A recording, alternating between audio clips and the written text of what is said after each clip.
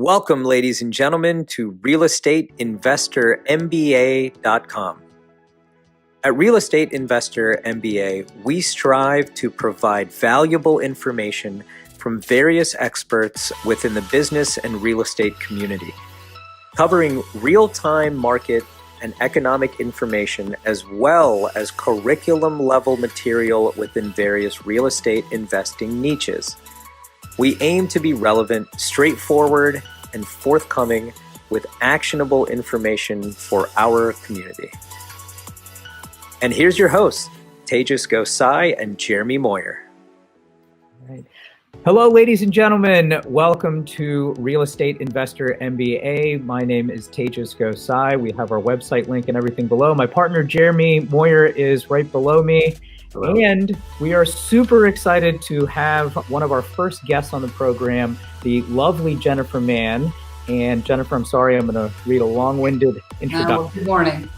So Jennifer Mann is president of JL Mann Consulting, providing customized business solutions that help companies grow and thrive, which is very important right now. Previously, Jennifer served Allentown in the Pennsylvania House of Representatives from 1998 to 2012, earning a reputation as a skilled facilitator, consensus builder, and mentor. In 2008, Jennifer was elected Caucus Secretary, making her only the third woman in House Democratic leadership in state history. Prior to that, Jennifer launched and managed a successful wireless telecommunications business in Allentown. That experience, combined with her legislative focus on business-friendly economic policies, gives her a unique understanding of the challenges and opportunities associated with entrepreneurship and business leadership. Today, Jennifer uses her vast national network to serve her clients and also her community as a member of several nonprofit and college boards, including an elected position on the St. Luke's Hospital Allentown Campus Board of Governors and the Lehigh Valley Community Foundation Board of Governors. Additionally, this is the last part, in 2015, Jennifer was elected as a member of the board of directors of QNB Bank, a community bank headquartered in Quakertown, Pennsylvania. A lifelong resident of Allentown, she earned degrees in government and economics from Lehigh University. Thank you again, Jennifer, for being here. Thank you for your patience in reading all of that. No problem. You have an amazing track record, and Jeremy and I have been talking about having you on the program. It's perfect with your bio and how sad the world is today. Don't want to bring up anything negative, but we need people that have influential positions to help what's going on. Well, thank you first and foremost for having me on your program, and congratulations. It's great to be a part of it, and happy to be with you today. Obviously, none of us in our wildest dreams could have ever imagined what we have experienced these last few months. I think when we all survived the Great Recession a decade or so ago, I think we all imagined that would be the worst economic downturn and hardship we would live through. And this certainly has proven that to not be true. I just don't think we could ever have imagined this clearly, and it will be some time till we recover. And obviously, the past we left back in March, I don't think we'll ever quite see a world exactly like that again. But at the same time, I think there have been opportunities for lessons learned and opportunities to change how we do some things for the better, obviously at a great cost. But you have to try to find what are our takeaways here that are positive, because we can't go back and change what has happened or bad decisions that were made along the way. Sure. Well, no, totally on the nose. I'm going to bring up a couple articles in a bit. Like, we're getting a little bit of light at the end of the tunnel. There was one that was released an hour ago that says Lehigh Valley real estate market sees slight rebound in May after Governor Wolf loosened restrictions in late this month. But there's so much history in what you've been doing here and around the community. If we can kind of start with some of the past before we get to what you're doing now. Jeremy, since you know Jennifer a little bit more than me, you guys have worked together in the past and have known each other. Can you talk a little bit about locally some of the things that you've done, and then we can talk about how we're trying to shift things now? My main question, it was I think it'd be very interesting to share with everyone was, early on, interested in that entrepreneurial, background, spirit, whatever, what got you interested in that, owning your own business, and then, getting involved politically, to make change, real change happen. Where did that all come from? Just to share with everyone. Interestingly, I think one of the things that made me a more effective legislator was because I came from an entrepreneurial background. As a young child, I just always had an interest in business, but I always had an interest in politics. I know that may sound kind of odd, but from a very young age, I loved to debate and would have little side businesses or play business in my house. And I think part of it is just really being competitive and wanting to win and being results driven. I think that's the most important thing. There are a lot of people in this world who they think about work as in putting in time. And I learned very early on, first thing I did out of school was all commission based. And you could spend a lot of time working and make no money. So it really is about how you spend your time, making sure that you spend it efficiently and effectively, and that to make sure that it's productive. There's a lot of, you can waste time very, very easily, especially today when I talk about electronics and social media. And you can kill a few hours a day and you think you were busy, but you didn't necessarily do anything that results in business success, which generally means money in your pocket. So I always try to put that condition on what I'm doing. Where does this get me closer to whatever my goal is in that current environment? So just take a step back. When I graduated from Lehigh, I wanted to be in office, but realized, the desire to serve and the willingness to do so, while admirable, doesn't necessarily give you credibility or reason for people to vote for you. They may say, oh, that's so nice. You're a nice young lady. That's a great idea, but what experience do you have? So I thought it was really important to get out in the real world and get that experience. And I would say that to any young person who has an interest to serve an elected office at some point in their life, that they should go get that real world experience. So you bring along a perspective, a vantage point that you can kind of use as your lens as you address the issues that face our communities, whether it's locally or at the state level or even in Washington. So, that was kind of my thing. Let's go get a success under the belt. And stumbled upon an opportunity through a friend of my family, and ended up buying a business. We basically resold communication services, something you couldn't do today. But I bought it. Jennifer, real quick, sorry. Did you have experience in the telecommunications business before you developed that company? No, I didn't. But I was willing to learn whatever I needed to. And I would argue that in business, really the fundamentals are the same. And I often make an analogy. I'm a big baseball fan, and whether you're playing Little League or the major leagues, the fundamentals of baseball are the same. And I think that's the same in business. I mean, the stakes are higher when you're dealing with a larger company because you're dealing with more dollars, more people, and so forth. But the fundamentals, those basics, are the same regardless of the size.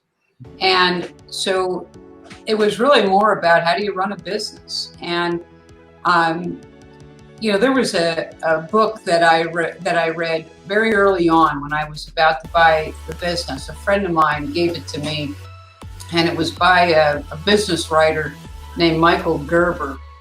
and basically, and of course, right now the name of the book's escaping me. It'll come to me. But the fundamental basic thing of the book was you've got to be working on your business, not in your business. And most people are really designed to just do the work of the business, not really think about how we build it, how we grow it, and the big picture stuff. So I didn't want to be a technocrat. I really wanted to focus on growth. And so where I'm going with that is I think that helped me significantly when I was elected to office, because a lot of times you will see, and I think, certainly today's headlines are an example of it, where government tends to be reactionary. Government oftentimes does things when there's a crisis, and not necessarily how do we react, how do we act proactively. And rather than just responding to a crisis, what can we do today to prevent them from happening in the first place? But we don't. Government just doesn't seem to work that way. And then these crises, they come about, and then it's, oh my, what haven't we been doing all this time that we need to go back and correct? And unfortunately, there are a lot of consequences to that, both financially and damage to real people. But I think that proactive approach to how can I help you, and being out in front and helping my constituents really went a long way in making a difference, and perhaps a little different approach than others in their way that they address public service. For sure. Thank you for that. And before we move on, was it The E-Myth? Yes. Thank you. It's a great book. The E-Myth. To me, I have referenced that book so many times. So here it is. Michael Gerber, The E-Myth, and there's a few different versions of it out there. I recommend that to anybody who is giving any thought to going into business, because just fundamental guidelines, rules to follow, and a way to really think about how to approach your business. I think it's very easy to get caught up in just doing the busy work of the business, that all it's doing is just like a job at that point. And do you want to buy an income stream, or do you really want to build something that eventually is taking care of you? That's great. No, I love that insight. I love the analogy of the baseball field, or the baseball field, the minors versus the majors. That makes a lot of sense. So Jen, we're like you referenced before, we're in a very interesting time right now. If we look at where we are right now, economically, politically, starting a business in today's environment, or growing your business in today's environment, and then even trickles down to real estate. Investors that are just getting started, or seasoned investors that have a sizable portfolio. That's the kind of the audience that we're trying to serve here. What opportunities do you see out there? What risks do you see out there? What kind of advice would you have? I know it's a pretty broad question, but what kind of advice would you have for those folks?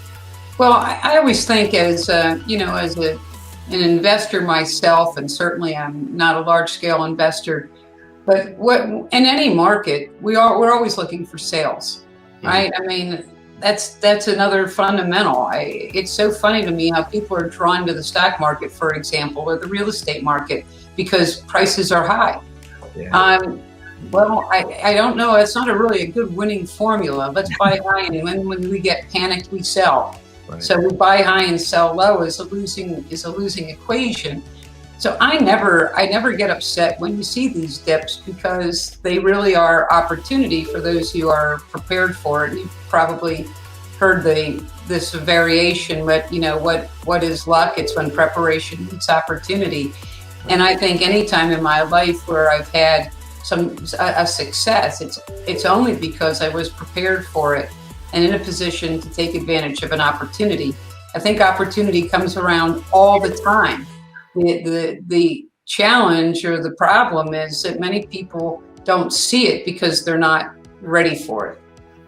So that's in this case, if you don't have cash available, if you didn't prepare in that way, well, when there's a sale in the stock market or a sale in the real estate market, it's hard to take advantage of. So when you're planning planning forward, that's always something you've got to keep in mind. I think what's happening here in the Lehigh Valley, I mean, I will be curious to see how commercial real estate rebounds with the impact on retail. I also would think some restaurants. You've got one of the biggest and most successful chains of restaurants in this country are all about excess, right? Like your order more. Old Country Buffet and those types of places, Golden Corral. I don't know what the new model looks like, after COVID-19 in the post-COVID-19 world. Will there be a buffet or a salad bar ever again? I don't know. But in the near term, I don't think it's something we see come rushing back. So kind of back to what we're saying, I think I'm curious to see how commercial real estate, and particularly the retail market, comes out of this. But what we are seeing here is that setback in real estate activity seem to be very short-lived, because if you want to buy a home right now in Lehigh Valley, you've got to be ready and looking, because homes are going under contract very quickly. So I believe that the downturn in that respect will be short-lived.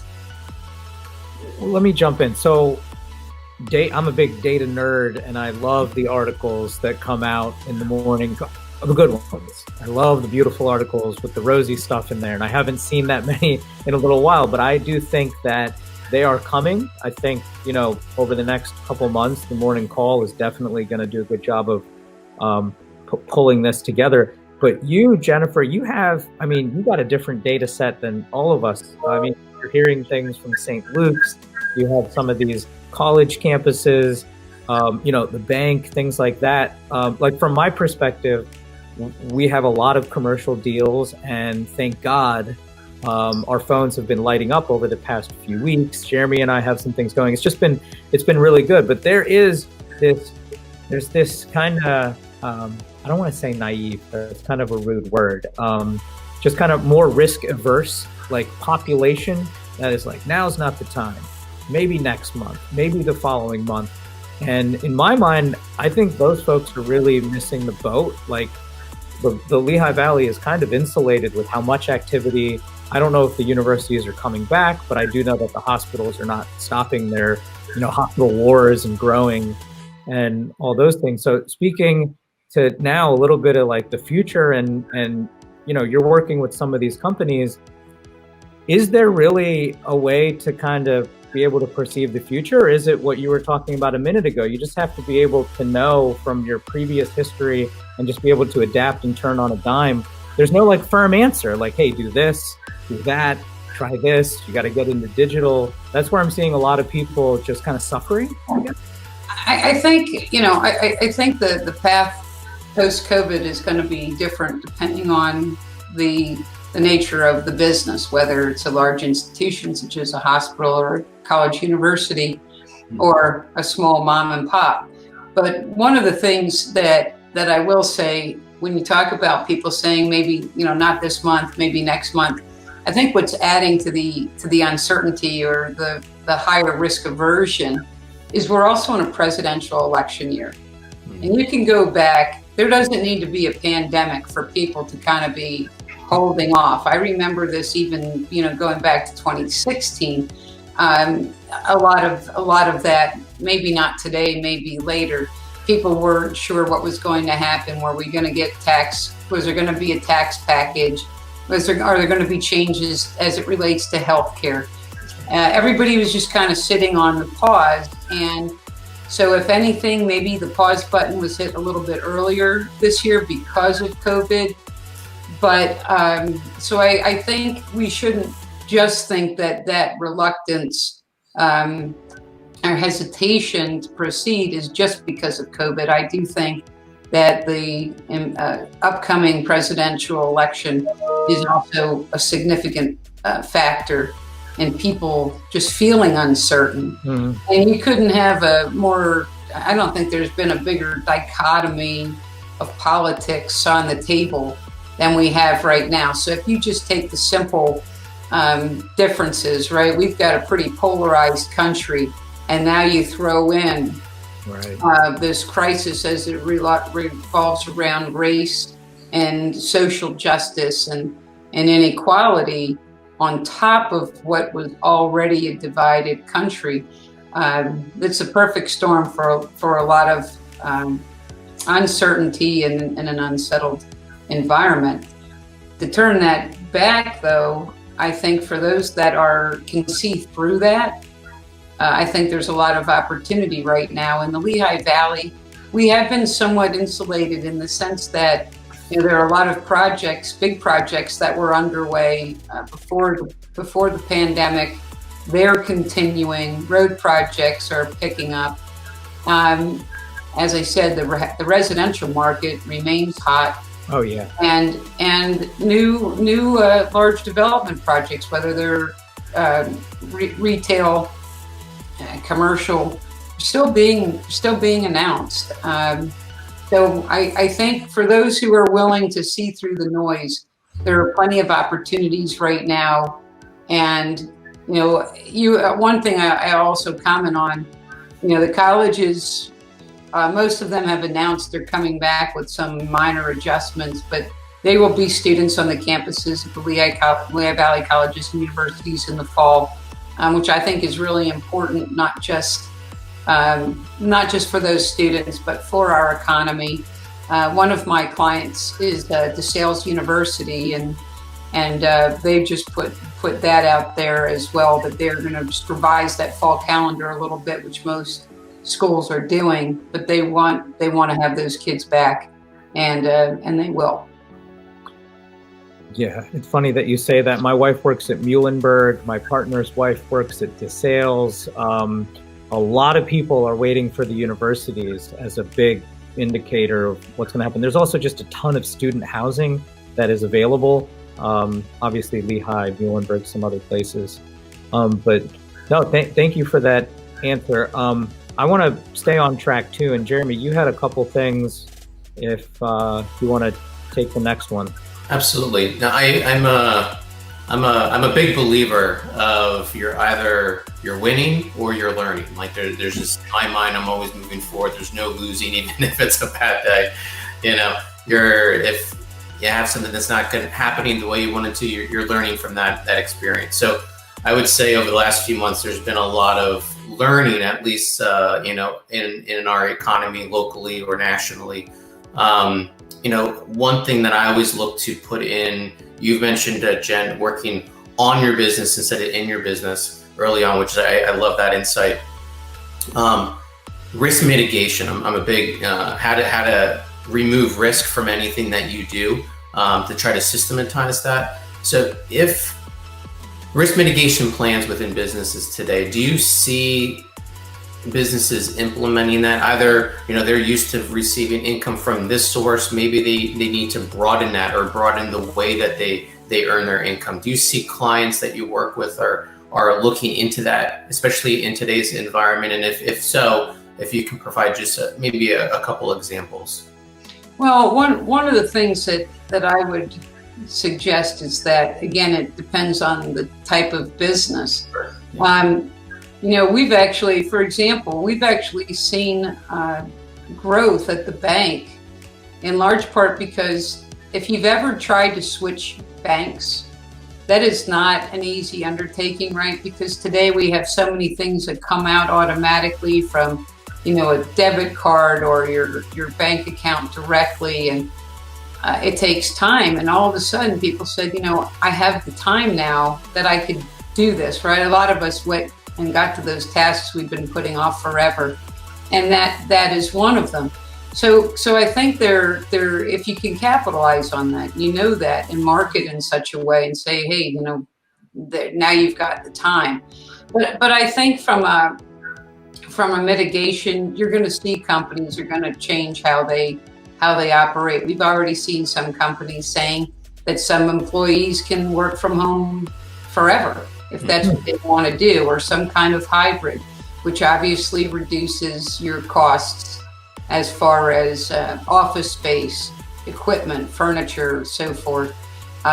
So you find ways. I was speaking with a client the other day, and there definitely have been upsides to this. Well, we always did something this way, and realize now we can't do that. We've got to find an efficiency.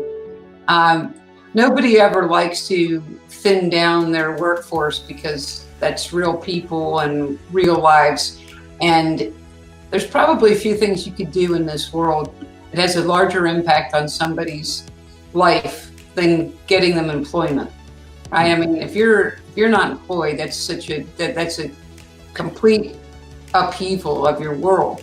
But there is also opportunity if you've got some folks that weren't achieving up to par, or maybe were not appropriately assigned. You give somebody a position and they're just not cut out for it.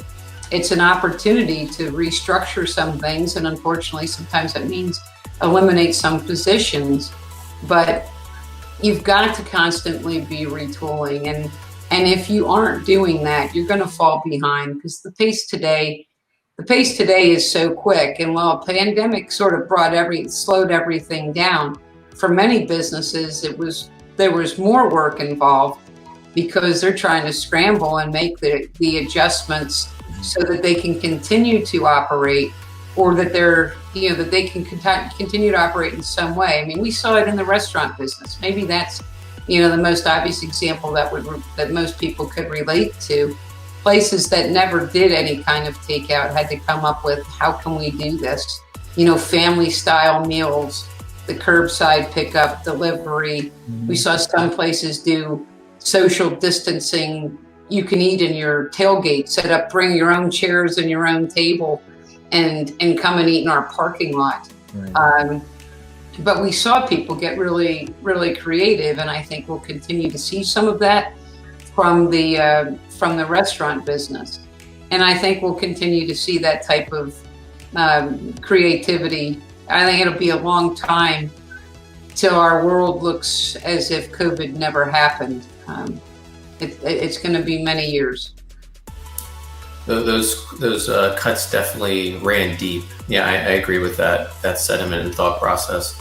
I was talking to Tejas earlier this week, and I'm like, I just see just what you were saying, Jen. I'm seeing companies they're doing hard pivots just because it's what they have to do. It's necessitating it. So and this is another open-ended question, and kind of hard to predict, but if you had a crystal ball, we all wish we had one, right? The opportunities that are potentially out there, in the next couple of years, especially locally here. The whole idea about this podcast was to, we call it the MBA. The one thing I love about MBA programs is they have case studies on failing companies, how they got turned around, case studies on successful companies. What did they do? What did management do to successfully navigate either an economic decline or a political, landscape that was very contentious? What did they do to get from point A to point B? Here, Tejas and I really want to use this podcast right now in this current environment as like a case study in the Lehigh Valley, and talk with business leaders and experts in the area, what they see, what they're predicting, kind of what they're advising either their clients or what they're doing with, in their investments. So that's kind of the whole background on this. And create some hope too. There's no right answer. It's an actual live case study, right? That we're working through and living through. But do you kind of have any predictions on kind of where you see things going? We're not going to hold you to it. Well, going back to that, my crystal ball, I threw that out 2 years ago. It failed me terribly. But I think I think we'll see. I think we're going to see continued uncertainty. I think you're going to see that through the fall, and maybe even post-election, based on what has happened. But somehow, some way, this economy has continued to churn. I mean, clearly, the stock market, as quick as the hits have come, so have the rebounds. And I think, anybody who's looking at the stock market, for example, short term, that's really never been a short term play. I remember going back to when I was in office, and kind of the idea of online trading was new. And you could sit at your desk, and it was kind of like, it was like a casino almost. And I learned a little bit the hard way that idea of a day trading is a little bit more difficult than many make it out to be, and kept the day job, so to speak. But I think it's all about long-term play, and I think history is history, and we have seen that great wealth has been accumulated from both investment in the equities market and investment in the real estate market. It just has to be what your expectations are on timing. Your expectation is that you're going to make all this money in just a couple of years. That's probably unlikely. Occasionally we hear about people having these miraculously big scores, but we hear about them because they're the exception, they're not the rule. So it all has to be about expectation and your approach. And these are long-term plays. And if you can wait them out and have the patience, history tells us that opportunity always exists. And as I said earlier in our conversation, if the markets only continue to appreciate, they'd become unaffordable to investors eventually.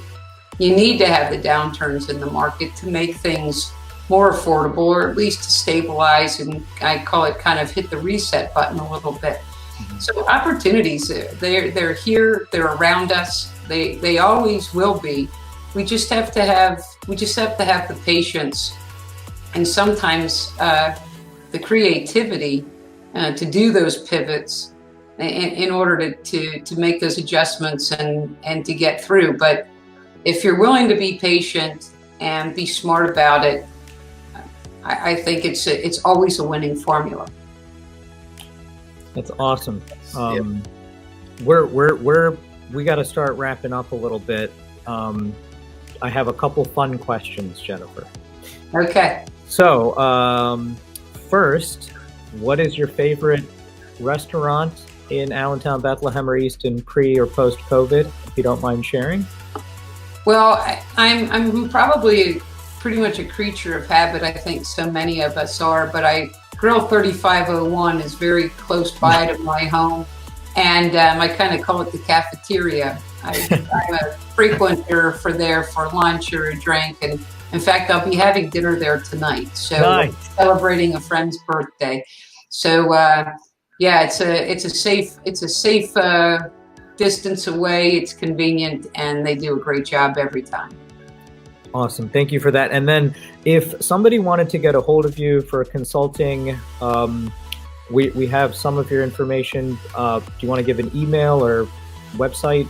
Sure. Just the easiest thing is just shoot me an email, jlm@jlmannconsulting.com, or just call the office at 610-820-6266. And a little bit of trivia about that phone number. It's 820-MAN. It spells my last name. You got it. We used it as my campaign phone number all those years. And when I didn't need a campaign phone number, I thought, that one's too good to give up. So yeah, gotta keep it in the family. That's awesome. Well, you've been wonderful. Thank you so much for being on one of our first podcasts for Real Estate Investor MBA. Jeremy and I both thank you, and we'll hopefully have you back on in a few months when things clear up. Well, I certainly would like that, and I intend to be a regular watcher. So thanks for having me. Thank you. That's Jennifer Mann, and her information can be found in the links below. I'm Tejas Gosai. That's Jeremy Moyer. Thank you guys so much for being here, and shoot us an email if you want another topic or another guest in the future. Thank you guys for everything. Thank you. Hey, take care. Bye.